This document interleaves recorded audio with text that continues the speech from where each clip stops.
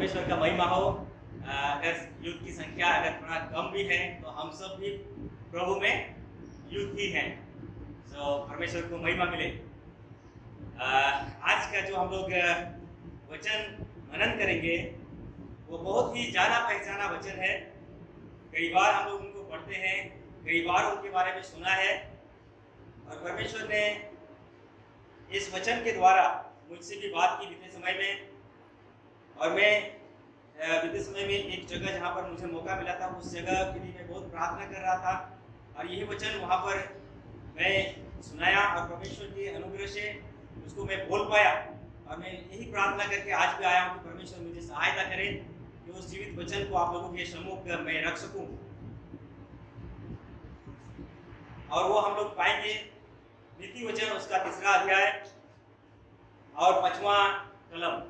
बहुत ही जाना पहचाना वचन है, और हम लोग जैसे मैंने कहा कि कई लोगों के लिए बहुत ही फेवरेट वचन हो सकता है। कई बार जब मैं कुछ वचन को कहीं के लिए प्रिपेयर करता हूँ तो जब तक उस वचन को बहुत सारे जगह में जब भी मौका मिलता है नहीं बता पाता, तब तक वो मन में रहता है कि इसे मुझे बताना चाहिए, इसे मुझे लोगों के सामने आना चाहिए। तो आइए इस वचन को हम लोग आज मनन करेंगे। नीति वचन 3रा अध्याय और उसका 5वां कलम। यहाँ पर ऐसा लिखता है, तू अपनी समझ का सहारा ना लेना, वरन संपूर्ण मन से यहोवा पर भरोसा रखना। मैं और एक बार पढ़ना चाहूंगा।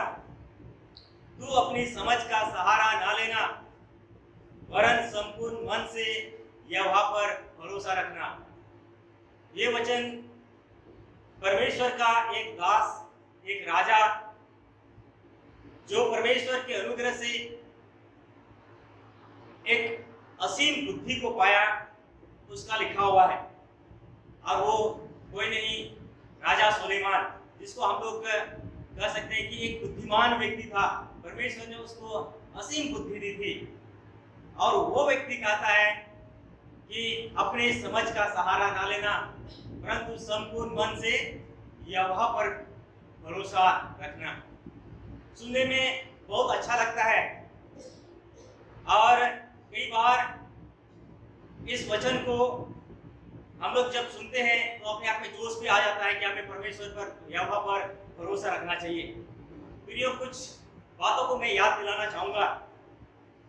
अगर हम लोग पुराना नियम के कुछ कड़ियों को जोड़ें तो वचन में हम लोग ऐसा पाएंगे कि जब आदम और हवा को उस गेत्सेमनी बाग से निकाला गया, तब आदम के बारे में कहा जाता है कि 960 वर्ष तक जीवन जिया। और इसके बाद 960 वर्ष के बाद जब वो बूढ़ा होकर गुजर गया, उसके समय में ही एक मेथुसेलह करके जन्म लिया। कई लोग जन्म लिए, उसमें हनोक भी था। हनोक के बाद मेथुसेलह जन्म लिया, और मेथुसेलह जब जन्मा और वो जब बहुत समय तक जीवन जिया, 969 साल तक जीवन जिया, उस समय नूह जन्म लिया। आप समझिए, आप जहां पर आदम, फिर मेथुसेलह, फिर नूह, 10 पीढ़ी, और 10 पीढ़ी के लोग गुजरे ही नहीं थे कि परमेश्वर का क्रोध उनके सृष्टि पर आदम का, और उसको बिठाने के लिए परमेश्वर ने ठाना। 10 पीढ़ी, एक तरह से देखें तो तीसरा ही पीढ़ी हो सकता है, क्योंकि जहां पर परमेश्वर का बेटा, जैसे उदाहरण के लिए कहें कि जो आदम था, परमेश्वर को जानता था, वो एदेन की वाटिका को जानता था, उस व्यक्ति ने क्या मेथुसेलह को कुछ नहीं बताया? क्या मेथुसेलह ने परमेश्वर के बारे में जो कुछ जाना, क्या वो नूह को कुछ नहीं बताया? फिर भी उन लोग परमेश्वर के उस अनुग्रह को नहीं समझ पाए, परमेश्वर को सर्वश्रेष्ठ नहीं मान पाए, उस पर भरोसा नहीं कर पाए, और अपने हिसाब से जीवन जीने लगे। फिर अगर हम लोग उससे थोड़ा नीचे आएंगे, नूह के समय परमेश्वर ने उस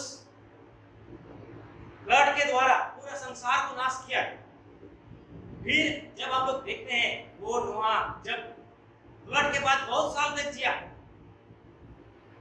उसके बाद हम लोग देखते हैं उसका लड़का सैम, वो बहुत साल तक जिया, 500 साल तक जिया उस फ्लड के बाद। और अगर आप उस टाइम लाइन को जोड़ेंगे तो ऐसा पता चलेगा, अब्राहम जब जीवन जी रहा था, अब्राहम मर गया लेकिन सैम जिंदा था। कौन सैम? वही सैम जो उस समय उस फ्लड में, उस बाढ़ जो आई थी उसमें बचा हुआ व्यक्ति।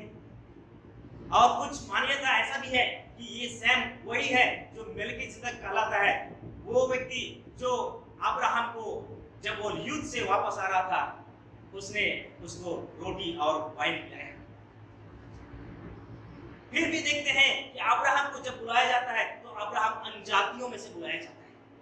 क्या इन लोगों ने परमेश्वर को नहीं जाना? क्या परमेश्वर जिन लोगों ने परमेश्वर के उन अद्भुत कार्यों को देखा, बाढ़ से पूरा संसार पानी से भर गया और उसमें से बचाया गया लोग, क्या अपने पीढ़ी को कुछ नहीं बताया? एदन के वाटिका में कितना सुंदर जीवन जी रहे थे, क्या परमेश्वर के उस बेटे आदम ने अपने बाकी पीढ़ी को कुछ नहीं बताया? फिर भी वे लोग परमेश्वर को, जैसे यहाँ पर कहते हैं कि संपूर्ण मन से परमेश्वर पर भरोसा रखना, लोग नहीं कर पाए। हम लोग पुराना नियम में मोसेस के समय देखते हैं, सभी लोगों को मोसेस ने उस गुलामी से छुटकारा दिया।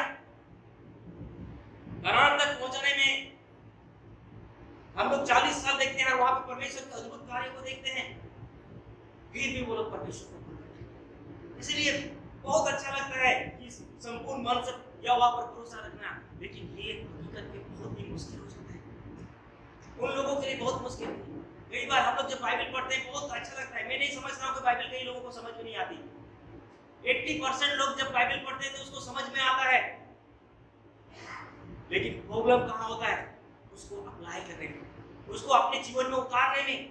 सबको बाइबल पढ़ने में समझ में आती है, लेकिन उसको अप्लाई करना बहुत ही मुश्किल हो जाता है।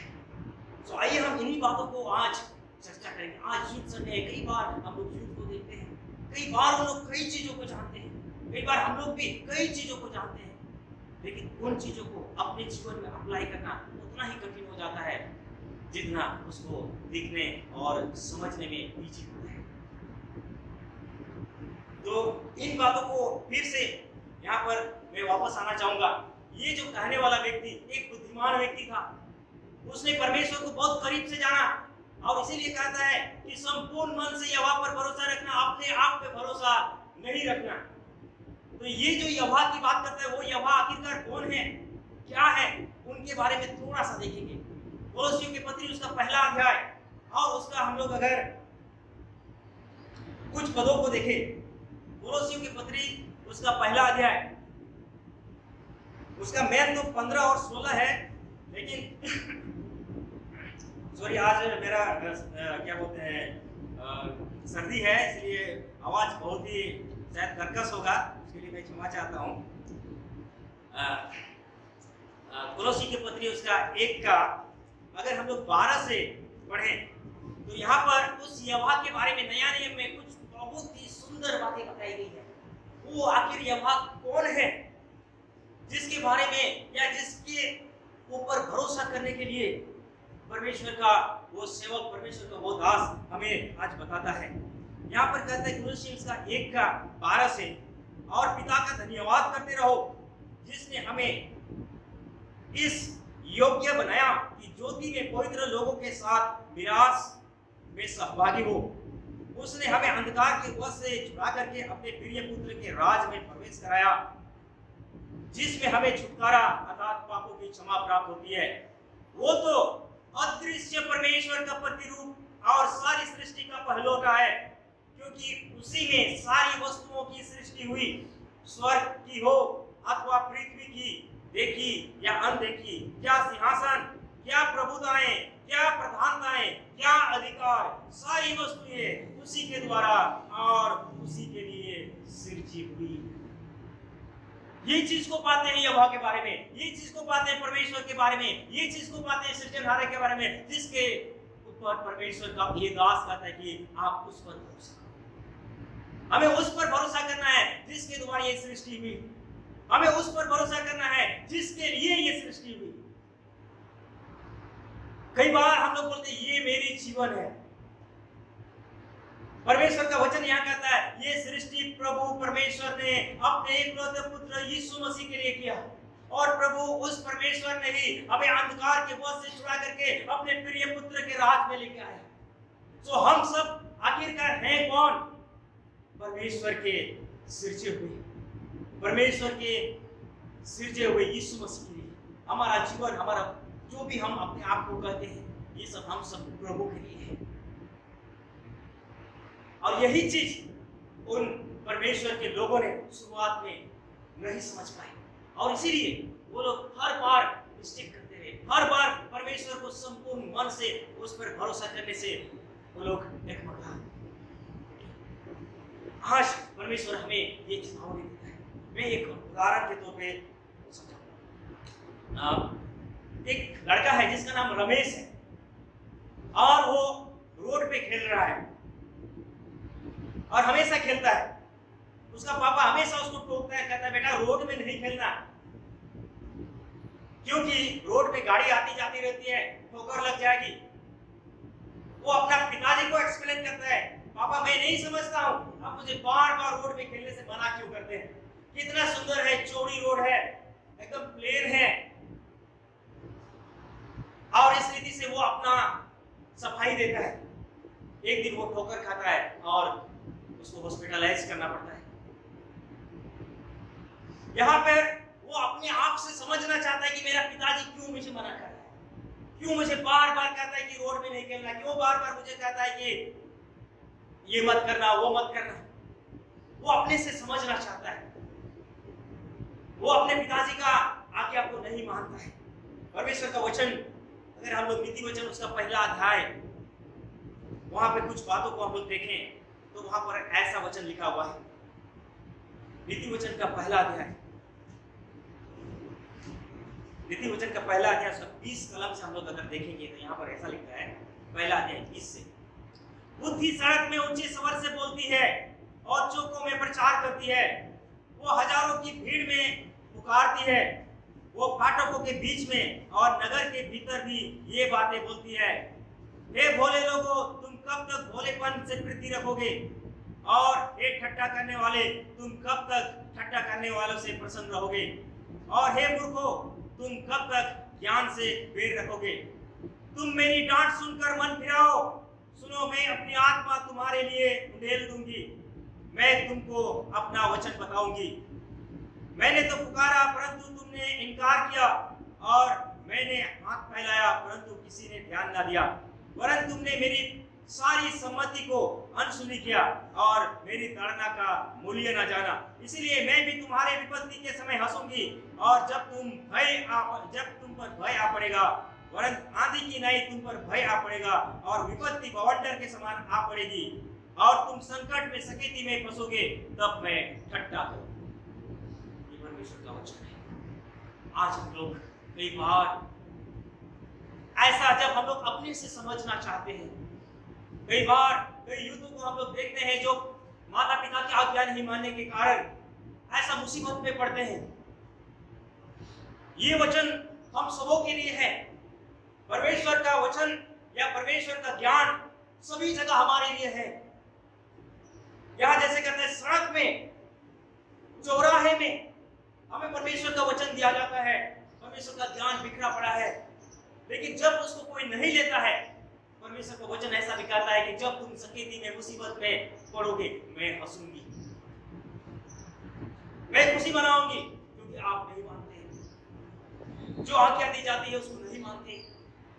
कई बार हम अपने जीवन को अगर कई बार देखते हैं तो बहुत सारी मुसीबत तकलीफ इस दुनिया में हम लोग देखते हैं। कई बार कई लोग बीमार में, कई बार मुसीबत में ऐसे कि वो उनके पास कोई और उपाय नहीं है, दुख है, तकलीफ है, बंधन है, बीमारी है, भविष्य में उसको अंधकार ही दिख रहा है। क्यों? यहाँ पर वचन कहता है, यहाँ पर वचन कहता है 23 में, तुम मेरी डांट सुनकर फिराओ, सुनो, मैं अपनी आत्मा तुम्हारे लिए उंडेल दूंगी, मैं तुमको अपना वचन बताऊंगी। परमेश्वर का वचन है, क्योंकि परमेश्वर चाहता है कि हम उसकी सुने। वो डांटे तब हम सुने, जब वो हमें सीधे मार्ग पे ले चले हम चले, हम उसको सुने। तब कहता है कि मैं अपनी आत्मा तुम पे दे दूंगा, मैं अपना वचन तुझे दूंगी। कई बार हम अपने जीवन में सफलताओं की कामना करते हैं और कामना करना चाहिए, लेकिन कई बार वो सफलताएं जो हम सिर्फ सपनों में देखते हैं पूरा नहीं हो पाता। क्या कारण है? क्या परमेश्वर हमें इस दुनिया में ऐसे ही भटकने के लिए छोड़ दिया है कि हम ऐसा ही भटके और उन आशीषों से वंचित रहे? नहीं, परमेश्वर का वचन कहता है कि वो हमें हर आशीषों से भरना चाहता है, हर अनुग्रह हमारे लिए उसने रखा हुआ है, लेकिन यही कि हम उसकी सुने। जैसे ये रमेश लड़का पिताजी का नहीं सुनता था और इसलिए वो पोखर गया। आज हम परमेश्वर को सुने जिससे वो अपनी आत्मा को हमारे जीवन में उड़े। प्रियो, कई बार हम लोग जब इस बात को सुनते हैं कि परमेश्वर हमारे जीवन में अपनी आत्मा को उड़ेलना चाहता है, मैं इसमें थोड़ा सा डीप में जाना चाहूंगा। अगर हम लोग वचन यूहन्ना उसका 14 का 15 और 16 को भी देखें तो वो भी इसी तरह कुछ वचन कहता है। यूहन्ना रचित समाचार उसका 14 का 15 और 16।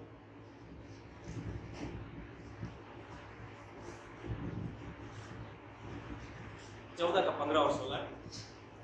यदि तुम मुझसे प्रेम रखते हो तो मेरी आज्ञाओं को मानोगे। मैं पिता से विनती करूंगा और वह तुम्हें एक और सहायक देगा कि वह सर्वदा तुम्हारे साथ रहे। आमीन। प्रभु को महिमा मिले। यहाँ पर कहता है अगर तुम मुझसे प्रीति रखोगे, इससे कहता है वो अपने लोगों से, अपने बच्चों से कहता है अगर तुम मुझसे प्रीति रखोगे और मेरी आज्ञाओं को मानोगे तो मैं तुझे एक सहायक दूंगा जो सदैव तुम्हारे साथ रहेगा। यानी पवित्र आत्मा के बारे में कहता है। और पुराना नियम में वहां पे हम लोगों ने देखा राजा सुलेमान कहता है उसने परमेश्वर के अनुग्रह से वो पाया कि जब तुम मेरी डांट को सुनोगे और मेरे और फिरोगे तो मैं अपनी आत्मा तुम में उड़ेलूंगा और मेरी वचन तुझे बताऊंगा। क्या बताऊंगी? कहता है क्या सचमुच? ये सचमुच, क्योंकि जो लोग सृष्टि के बाद जीवन जिए, बहुत लंबा समय तक जिए, वो लोग अपने समझ का सहारा लिए और अपने समझ के अनुसार चले और इसलिए परमेश्वर पर संपूर्ण रीति से भरोसा नहीं कर सके। वो हमेशा अपने बलबूते पे, अपने बुद्धि और ज्ञान और समझ पे चले, इवन आदम और हवा भी, और इसलिए परमेश्वर के उस अनुग्रह से हमेशा वंचित रहे।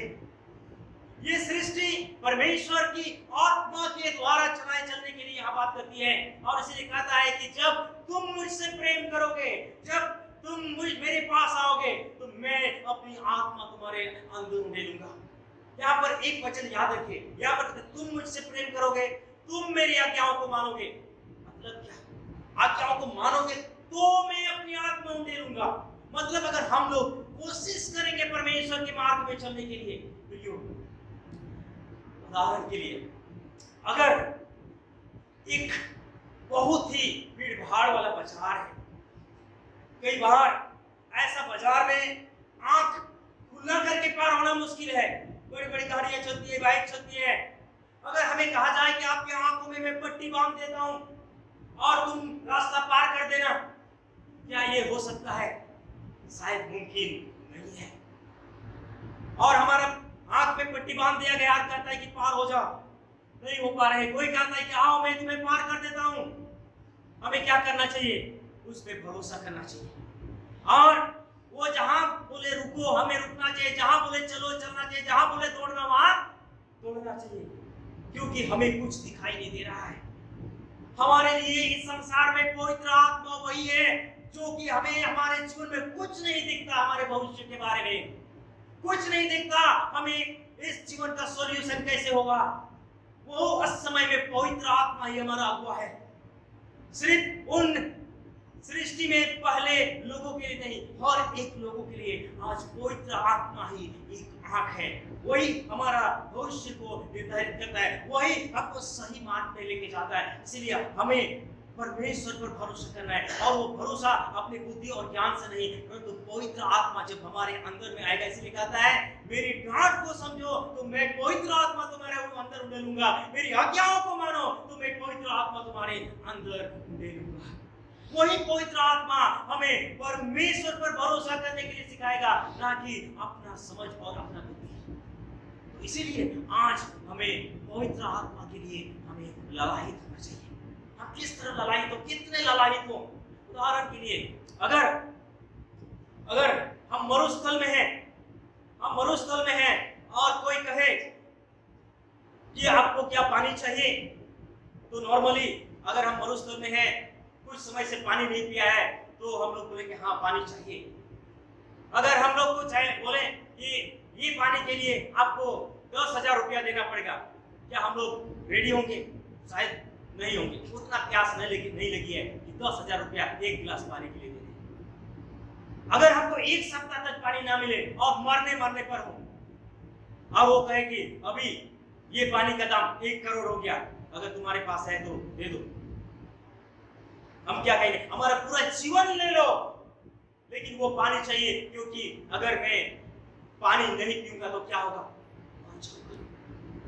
अगर हम लोग ऐसा ललायित हैं पवित्र आत्मा के लिए, जो हमारे जीवन का एकमात्र मार्गदर्शक है, परमेश्वर का वचन जैसे हम लोगों ने पढ़ा, मैं तुम्हें एक सहायक दूंगा, वो सहायक अगर हमारे पास होगा तो जीवन का हर एक मुश्किल आसान हो जाएगा।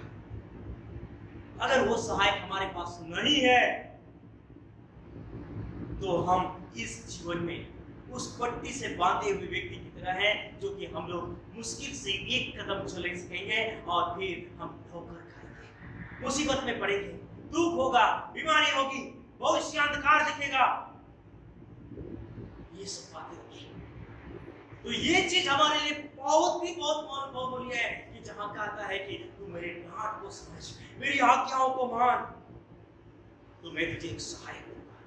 हम अपने जीवन में उस सहायक के लिए आज हम तरसे, उस सहायक के लिए आज हम भूखे और प्यासा हो, क्योंकि उस सहायक के बिना परमेश्वर का वचन कहता है, अगर हम लोग देखें एफेसियों की पत्री उसका 4 अध्याय और 30 में और 5वां अध्याय और 18 एफेसियों की पत्री। परमेश्वर के पवित्र आत्मा को शोकित मत करो, जिससे तुम पर छुटकारे के दिन के लिए छाप ली गई है। परमेश्वर की पवित्र आत्मा को शोकित मत करो, जिसके द्वारा तुम छुटकारे के दिन के लिए तुम्हारे ऊपर छाप लगी गई है।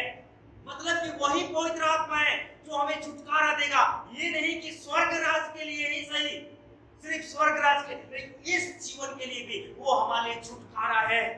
और एक बंधन से, और एक अंधकार से, और एक बीमारी से, और एक तकलीफ से कौन छुटकारा देगा? पवित्र आत्मा। वही हमारा छुटकारे के दिन के लिए हमें मोहर दिया गया है। आज हमें एक्चुअली पुराना नियम और नया नियम में एक दो ही चीज जो भिन्नता प्रकट करती है, वो ये है। पुराना नियम में लोग आज्ञाओं पर जो मोसेस के द्वारा दी गई थी उस पर चल करके अपने आप को धर्मी मानते थे या धार्मिक बनते थे।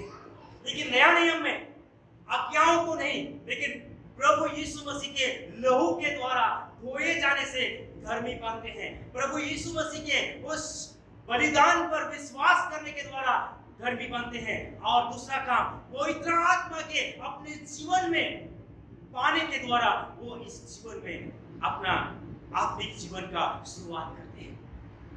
एक व्यक्ति पवित्र आत्मा के बिना परमेश्वर को संपूर्ण रूप से नहीं मान सकता है या उस पर भरोसा नहीं कर सकता है।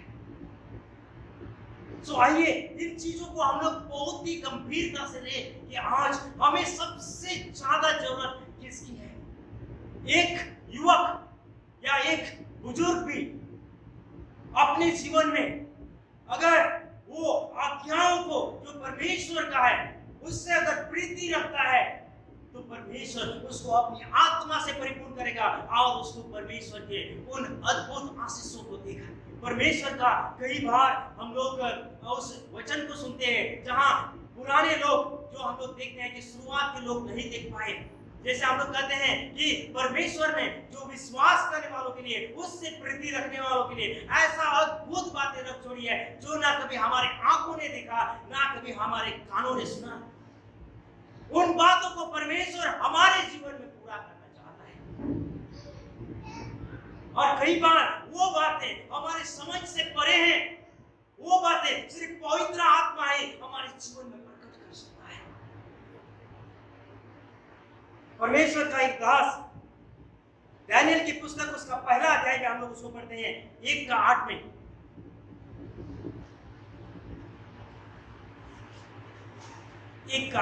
दानियेल की पुस्तक उसका पहला अध्याय 1:8 में। परंतु दानियेल ने अपने मन में ठान लिया कि वह राजा का भोजन खाकर और उसकी पीने का दाखमधु पीकर अपवित्र ना हो, इसलिए उसने फौजों के प्रधान से विनती की कि उसे अपवित्र ना होना पड़े। परमेश्वर का महिमा मिले।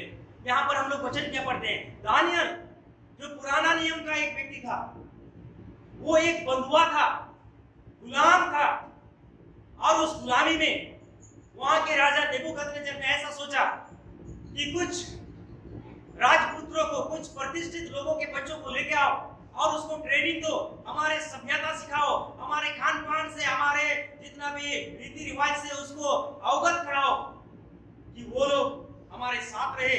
अगर वो हमारे साथ रहेंगे तो उनका जितना भी कम्युनिटी है, उनके जितने लोग हैं, वो कभी बलवा नहीं करेंगे। और इसलिए दानियेल, शद्रक, मेशक और अबेदनगो को चुन लिया गया एक अच्छा ट्रेनिंग देने के लिए, जो बेबीलोन की प्रथा के अनुसार हो। और उसमें जो भी राजा का मेज में खाया पिया जाने वाला चीजें थी, उन सभी से उन लोगों को मतलब अच्छा भोजन भी दिया जाता था। लेकिन जब दानियेल ने देखा कि ये सब खाना पीना मेरे धर्म के अनुसार, परमेश्वर के वचन के अनुसार, उस आज्ञा के अनुसार जो मुझे मिला है, मुझे भ्रष्ट कर देगा, अशुद्ध कर देगा, उसने उसको इनकार किया। उसने परमेश्वर पर भरोसा किया कि मैं इसको नहीं खाऊंगा, हमको साग पात दिया जाए। ये बात जब उसने खोजे को बताया, उसके जो मालिक को बताया, एक पल के लिए वो भी डर गया। ऐसा कैसे हो सकता है? बाद में क्या होगा? तुम कमजोर हो जाओगे और मुझे डांट पड़ेगी। उसने कहा कि आप हम लोग को 10 दिन सिर्फ हमें टेस्ट करो। अगर ऐसा नहीं हुआ, हम लोग में किसी भी रीति से कमी पाई गई, तो आप जैसे करो ऐसा हो। उसने परमेश्वर पर भरोसा रखा। उसने अपने आप को अपवित्र होने से रोका। ये आज हमारे लिए बहुत बड़ा फटकार है। आज हमारे यूथ के लिए, आज हम सबों के लिए फटकार है। क्या हम हर बातों में इस चीज को अमल करते हैं? जो बातें हमें अपवित्र करती है, जो बातें हमें परमेश्वर से अलग कर सकता है, जो बातें परमेश्वर के नियम से विरुद्ध है, क्या हम उन बातों को ना भूल सकते हैं? क्या हम उन बातों को अपने जीवन से दूर कर सकते हैं? और परमेश्वर ने जब देखा कि ये युवक मेरा भाई मानता है, मेरी आज्ञाओं को मानता है, बाइबल बताती है नेबूकदनेस्सर राजा बाद में गवाही देता है कि ये व्यक्ति है जिसमें आत्मा बसती है। क्या आज हमारे बारे में कोई ये गवाही दे सकता है? ये वो परमेश्वर का दास है, परमेश्वर का बेटा है, परमेश्वर का बेटी है, जिसमें परमेश्वर की आत्मा बसता है, जो परमेश्वर की वचन को सुनता और उसके अनुसार चलता है, वो एक नमूना जीवन जीता है। क्या आज हम लोग ऐसा प्रभु के लिए खड़े हैं? क्या हम आज परमेश्वर के उस बुलाहट को उस रीति से समझे हैं? क्या हम संपूर्ण रूप से परमेश्वर पर भरोसा करते हैं कि कुछ भी हो जाए, मैं परमेश्वर की आज्ञाओं को मानूंगा, मैं परमेश्वर से प्रेम करता हूं, इसीलिए मैं संपूर्ण से परमेश्वर पर ही भरोसा करूंगा। ना अपनी पढ़ाई पे, ना अपने पैसों पे, और ना ही कुछ बातों पे, ओनली परमेश्वर पर।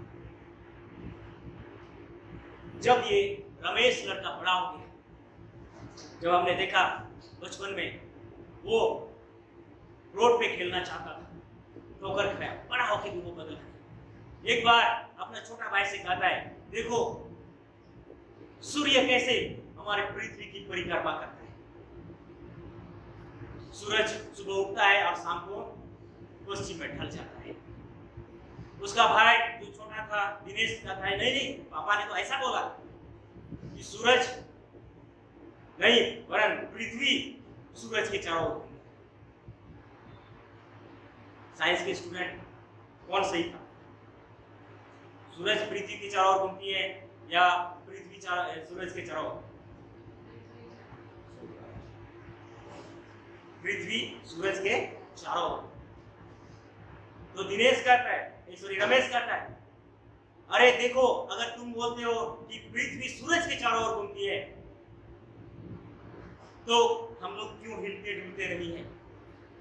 और हम सब जानते हैं 1670 पर आवर के हिसाब से, किलोमीटर पर आवर के हिसाब से ये पृथ्वी घूमती है। एरोप्लेन 700 से 900 पर आवर के स्पीड से जाती है, लेकिन उससे भी 1670 इतना स्पीड से घूमता है। रमेश कहता है मैं जो देखता हूं उस पर विश्वास करता हूं, तुम भले अपने पिताजी के कहने पर भरोसा। कौन सही था? दिनेश, उसका भाई। कई बार हमारे जीवन में ऐसा होता है, जो कुछ हम लोग देखते हैं उस पर उसको बहुत भरोसा होता है। अपने भविष्य के प्रति हो, जो कुछ दिख रहा है उस पर हमको भरोसा है। अपने जीवन साथी, युद्ध लोग के लिए अपने जीवन साथी चुनने की बारी हो, जो कुछ दिखता है उस पर हमको भरोसा रहता है। अपने पढ़ाई के प्रति जो कुछ दिखता है उस पर हमको भरोसा रहता है। समस्या की ओर जो कुछ दिखता है उस पर भरोसा रखते हैं। कई चीजों, कई बातें हम लोग को जो दिखता है उस पर भरोसा रखता है, ना कि परमेश्वर के वचन पर, ना कि हमारे पिता पर जो सारी सृष्टि को बनाया, जो सारी सृष्टि का मालिक है, जिसने अपने लिए हमको बनाया, उस पर हम लोग भरोसा नहीं कर पाते हैं। और ये बहुत स्वाभाविक है, पहले के लोगों ने भी ऐसा किया, आज भी लोग वही कर रहे हैं। इसलिए शुरुआत में हमने देखा कि बाइबल पढ़ने के लिए, समझने के लिए उतना दिक्कत नहीं है, उसको इम्प्लीमेंट करने के लिए, उसको अपने जीवन में अप्लाई करने के लिए बहुत दिक्कत है। उन लोगों ने देखा, आदम और हवा ने देखा, यहाँ पर नूह ने भी देखा, सब कुछ देखा, परमेश्वर के अद्भुत कार्य को देखा, लेकिन उसको अपने जीवन में इम्प्लीमेंट नहीं कर सका।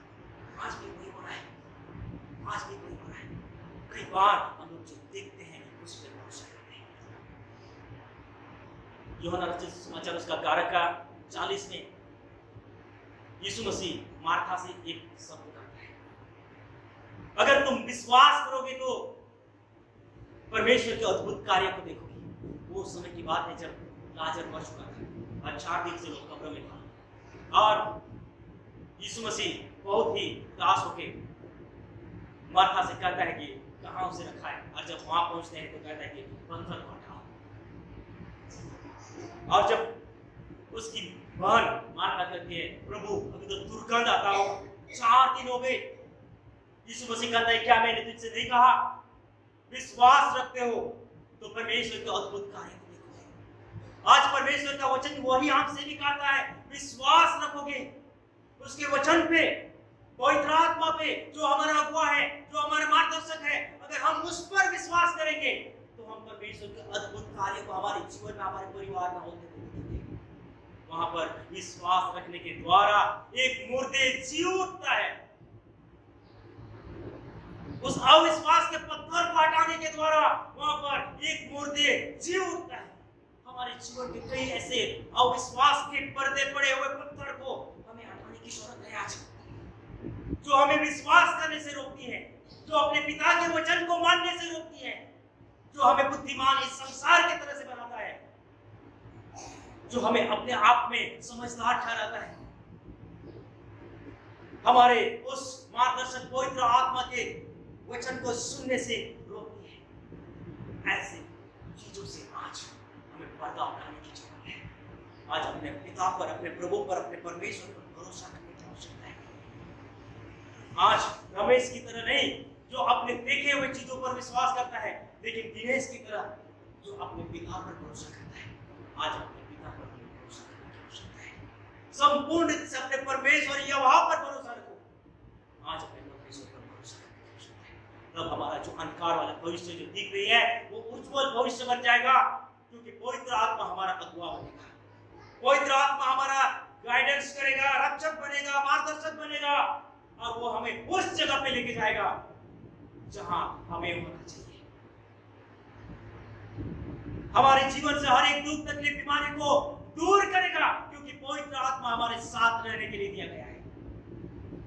आज हम लोग ठोकर खाते हैं, मुसीबत में पड़ते हैं, समस्या हर कोने पे है, उसका कोई निदान नहीं है।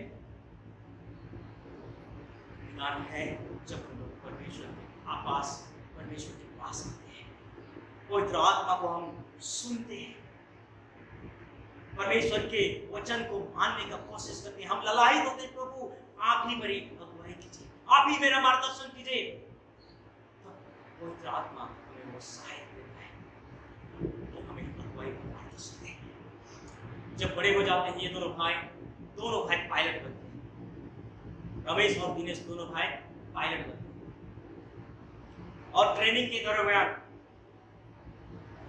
रमेश को बहुत खटकता है, क्योंकि उसको अपने हिसाब से एरोप्लेन उड़ाने नहीं दिया जाता और दिनेश बहुत कोशिश करता है कि वो एक अच्छा पायलट बने। एक्चुअली रमेश वो बहुत होशियार था, बहुत समझदार था। कई बातों में दिनेश उसका छोटा भाई से कई अच्छा था। और जब ट्रेनिंग पूरा हो जाता है तो उनको प्लेन उड़ाने के लिए स्वतंत्र रूप से दिया जाता है। पहले ही मन में रमेश रखा था मन में कि जब पहली बार उड़ाऊंगा तो ऐसा उड़ाऊंगा कि लोग देख के रुक जाएं। और सब सचमुच और जब उड़ाया प्लेन बहुत ही मतलब एक तरह से अपने मन के हिसाब से उड़ाया। मतलब जिस रीति से उड़ाना चाहिए उस रीति से तो नहीं, लेकिन जिस रीति से वो सोच के रखा था उस रीति से उड़ाया और लैंड भी बहुत बुद्धिमानी के साथ किया। कोई प्रॉब्लम नहीं। दिनेश को जब उड़ाने का मौका मिला वो बहुत डर बार पूछता था, क्योंकि पहली बार वो अकेले उड़ा रहा था। वही उस का पायलट था, मतलब मैन व्यक्ति था। वो बार पूछता था क्या मैं सही उड़ा रहा हूँ, क्या मैं सही दिशा में जा रहा हूँ। और वो भी किसी रीति से लैंडिंग की। दोनों भाई को बुलाया गया और पहले ही दिन रमेश डिस्क्वालीफाई। कारण क्या था? उसने जो उड़ाया बहुत ही अच्छा, लेकिन कई नियम को तोड़ा उसको अपने हिसाब से नहीं उड़ाना था। लेकिन उसने, क्योंकि उतने दिन से वो कुड़कुड़ा रहा था, कुछ उड़ाने नहीं दिया जा रहा है, अपने हिसाब से नहीं चलने दिया जा रहा है। ट्रेनिंग पीरियड में ऐसा ही कुड़कुड़ा रहा था और जब उड़ाया तो अपने हिसाब से उड़ाया, अपने से उड़ाया, क्योंकि बहुत सारे नियम को उसने ताक में रखा और पहला ही उड़ान में दिनेश को मौका मिला और वो बाद में एक अच्छा। कई बार जीवन परमेश्वर ने हमारे हाथ में। क्या आप समझते हैं कि वो जो एयरपोर्ट रमेश का था? नहीं था। क्या वो एरोप्लेन रमेश का था? नहीं था। उस प्लेन को उड़ाने के लिए पैसा वो क्या अपना घर से देता था? नहीं, वो लोग देते थे। ये संसार हमारी है? नहीं है। क्या हम लोग अपने लिए बनाएंगे? नहीं है। जैसे रमेश के लिए उसका कुछ नहीं था, सिर्फ उसको मौका मिला था उड़ाए और पैसा कमाए। हमारे जीवन में भी हमें मौका मिला है जीवन जीने के लिए, ये जीवन को अच्छी रीति से चलाने के लिए, अपने हिसाब से नहीं, उसके हिसाब से। आप लोग जानते हैं चाहे 900 फीट पे प्लेन हो, लेकिन उसका कंट्रोल नीचे होता है, कंट्रोल रूम से होता है। कितना स्पीड जाना है, कितने कहां पे नीचे जाना है, कहीं पे ऊपर होना है, सबका कंट्रोल नीचे से होता है। आज हम सब इस दुनिया में जी रहे हैं, लेकिन हमारा कंट्रोल ऊपर से होता है। अगर हम लोग अपने हिसाब से जाएंगे, हमें जीवन में और मौका नहीं मिलेगा। परमेश्वर ने एक मौका दिया है इस जीवन को चलाने के लिए, इस जीवन को जीने के लिए। आज हमारे पास क्या हम इस जीवन को सही मायने में परमेश्वर के हिसाब से, परमेश्वर की आज्ञा के अनुसार, परमेश्वर से प्रेम करके, संपूर्ण रूप से उस पे भरोसा करके जीवन जी रहे हैं, या फिर अपने रूप से, अपने हिसाब से, अपनी इच्छा के अनुसार अपने आप को खुश करते हुए हम कैसे जीवन जी रहे हैं? आज हम ठोकर क्यों खाते हैं? क्यों परमेश्वर आज हमारे दुख और तकलीफ पे हमें नहीं उठाता? क्यों आज परमेश्वर हंसता होगा हमारे जीवन को देख करके? क्योंकि परमेश्वर तो चाहता है कि हम उससे प्रेम करें, उसकी हम सुने, तो वो अपनी आत्मा को हमारे जीवन में उठे ले और अपना वचन हमें दे कि हम उस पे चले और परमेश्वर के लिए आशीषित जीवन जिए। कई बार हम लोग परमेश्वर का वचन में सुनते हैं कि हमें गवाह बनना है, गवाह बनना है और सबको गवाह बनना है। परमेश्वर ने उसी के आपके पास मतलब कुछ कैसेट हो या कुछ डाउनलोड हो और वो डाउनलोड सही रीति से चलता ना, रुक रुक के चलता हो, कहीं पर आवाज नहीं सुनाई देता, क्या आप वो भेंट किसी को देंगे? नहीं देंगे। किसी को अगर भेंट देना है तो अच्छा वाला ऑडियो, अच्छा वाला वीडियो देंगे। तो जो यीशु हमारे जीवन में अच्छी रीति से नहीं चल रहा है, क्या हम उसकी गवाही दूसरों को देंगे? जिस परमेश्वर पर हम पूर्ण रीति से भरोसा नहीं कर पा रहे हैं, क्या उस परमेश्वर को दूसरों को बताएंगे? जो परमेश्वर ने हमें अपने लिए सृष्टि किया, उस परमेश्वर के हिसाब से हम नहीं चल पा रहे हैं, क्या हम उसकी गवाही दिखाएंगे? हम ही अपने जीवन में मुसीबत और तकलीफों के घेरे में घेरे हुए हैं, क्या उस परमेश्वर को हम लोग दूसरों को बता सकते हैं? कई बार हम लोग इसलिए गवाह नहीं बन पाते क्योंकि हमारे जीवन में जो परमेश्वर का अनुग्रह के द्वारा पवित्र आत्मा के वो अभिषेक में जीवन जीना था, वो अभिषेक आज हमारे पास कई बार नहीं हो पाता है। हमारा कैसेट ही रुक रुक के चल रहा है, हमारा जीवन ही रुक रुक के चल रहा है, इसलिए हम दूसरों के पास गवाही नहीं बन पा रहे हैं, हम गवाही नहीं दे पा रहे हैं। आज अपने आप को आज ढूंढने की जरूरत है, अपने आप को समझने की जरूरत है। आज अपना ही भविष्य हमको मालूम नहीं, दूसरे का भविष्य हम कैसे बताएंगे? दूसरे का भविष्य को हम कैसे सुनाएंगे? हमें आज पूर्ण रीति से परमेश्वर पर भरोसा करने की आवश्यकता है। हमें पूर्ण रीति से परमेश्वर पर निर्भर होने की आवश्यकता है, पवित्र आत्मा की अगुवाई में चलने की आवश्यकता है। तब हम दूसरों को कह सकते हैं कि जिसकी अगुवाई में मैं चलता हूँ, जिसका प्रेम मैंने चखा है, उस परमेश्वर के बारे में मैं तुम्हें बताता हूँ, उस प्रभु के बारे में मैं गवाही दे रहा हूँ। जैसे पौलुस कहता था, तुम मेरे पीछे चलो जैसे मैं प्रभु यीशु मसीह के पीछे चलता हूँ। आइए हम आज अपना जीवन को परमेश्वर उस रीति से समर्पित करें कि हम पूर्ण से परमेश्वर पर भरोसा करें। हर युद्ध आज सोचे कि परमेश्वर ने मुझे ये जीवन दिया है कि मैं उसके अनुग्रह से जीवन जीऊं, उसकी आत्मा के चलाए चलूं। एक वचन पढ़ करके हम लोग करेंगे। रोमी की पत्री उसका 8वां अध्याय, उसका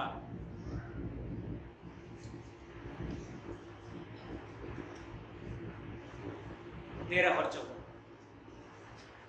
रोमी की पत्री उसका, क्योंकि यदि तुम शरीर के अनुसार दिन काटोगे तो मरोगे, यदि आत्मा से देह की क्रियाओं को मारोगे तो जीवित रहोगे। इसलिए कि जितने लोग परमेश्वर की आत्मा के चलाए चलते हैं वे ही परमेश्वर के पुत्र हैं। क्योंकि जितने लोग परमेश्वर की आत्मा के चलाए चलते हैं वही परमेश्वर के पुत्र हैं। तुम शरीर के अनुसार दिन काटोगे तो मरोगे, लेकिन आत्मा के द्वारा शरीर की क्रियाओं को मारोगे तो तुम जीवित रहोगे। हम अपने हिसाब से जीवन जिएंगे तो परमेश्वर का वचन कहता है तुम मरोगे, लेकिन इस शरीर को परमेश्वर की इच्छा के अनुसार चलाओगे तो तुम जीवित रहोगे। क्योंकि जितने लोग परमेश्वर के आत्मा के चलाए चलते हैं वही परमेश्वर के पुत्र और पुत्रियां हैं, वही परमेश्वर के पुत्र। परमेश्वर का एक वचन याद दिलाना चाहूंगा जहां कहता है रोमी उसका 8 का 26 में कि जिसको उसने बुलाया उसको ठहराया भी, और जिसको उसने ठहराया उसको धर्मी ठहराया, और जिसको धर्मी ठहराया उसको महिमान्वित किया। जिससे कि यीशु मसीह हमारा बड़ा भाई बने। फिर परमेश्वर का इच्छा है, हमें धर्मी ठहराया गया है कि यीशु मसीह हमारा बड़ा भाई बने। मैं कई बार सोचता हूँ परमेश्वर ने मुझे 2 बच्चे दिए हैं, आने वाले समय में ये दोनों बच्चे परमेश्वर में मेरे भाई बने, क्योंकि परमेश्वर का वचन कहता है कि यीशु मसीह बड़ा भाई होगा और हम सब उनके भाई और बहन होंगे। या हम इस रीति से जीवन जीते हैं कि हमारा जीवन लोगों के लिए महिमा का कारण ठहरे और हम लोगों के लिए आशीष बने। हमें धर्मी ठहराया है, हमारा जीवन को परमेश्वर ने बनाया है। एक और वचन करके मैं उस वचन को बहुत देर से याद किया। तो पहला थिस्सलुनीक उसका 5 का 23-24, पहला थिस्सलुनीक उसका 5 का 23-24।